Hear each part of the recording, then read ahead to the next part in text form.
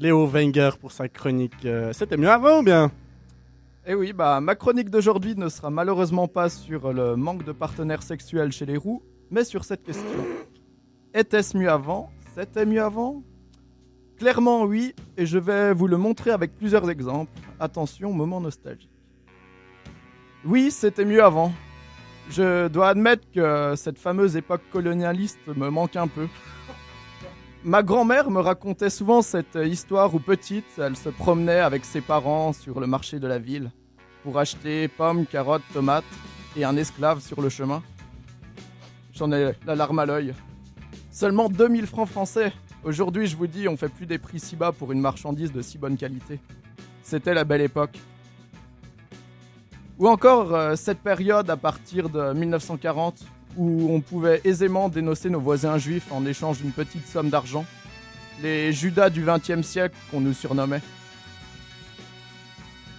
En plus, c'était pratique car il n'y avait presque pas besoin de preuves. On mettait une kippa dans leur maison et ça faisait l'affaire. Par exemple, si tu voulais t'acheter l'équivalent de l'iPhone X de l'époque, c'est-à-dire le Nokia 3945, tu dénonçais 3 voisins et c'était réglé. Franchement, c'était le bon vieux temps. Je me souviens aussi de ce moment nostalgique avec ce cher camarade Staline. Stalinou, on le surnommait. Pour la déconne, il envoyait des opposants politiques au goulag lorsqu'il perdait une partie de Monopoly. Ouais, mais attendez, franchement. Qui n'a jamais eu envie d'envoyer quelqu'un de sa famille au goulag quand il perdait aux jeux de société? Je vous le demande. Quand t'as 2 ans, tu peux faire ça.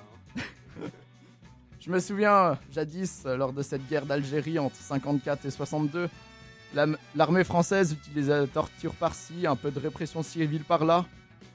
Genre, j'imagine les titres, si ça avait été sur YouTube, il utilise un groupe électrogène sur un arabe, ça tourne mal. La guerre oblige, il y a eu aussi des mauvais moments. Est-ce que ça sous-entendait que le reste était des bons moments? Bref, lorsque la France avait perdu 2-5 contre le Brésil en 1958, en demi-finale, ça avait démoralisé les troupes. Bref.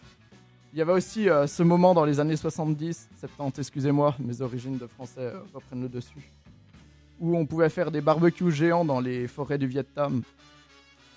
Big up à Johnny en passant. Certes, les merguez avaient un petit goût de napalm, mais ça rendait le pique-nique tellement plus proche de la nature. Enfin, ce qu'il en restait.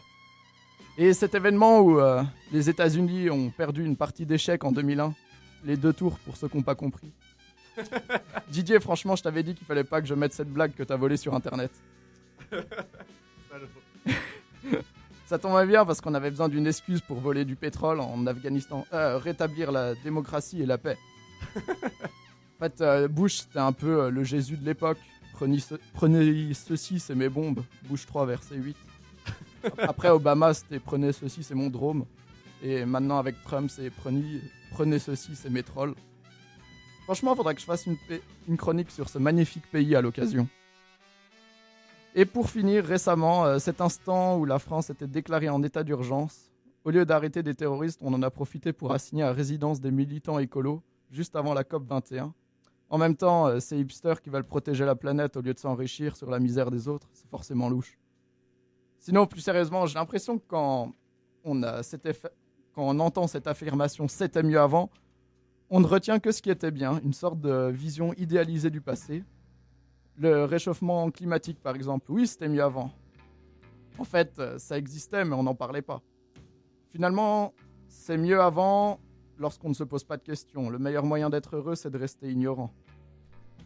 Le monde on le rappelle jamais assez, mais n'a jamais été autant en paix qu'aujourd'hui. C'est juste que maintenant, on peut connaître tout ce qui se passe dans le monde en temps réel.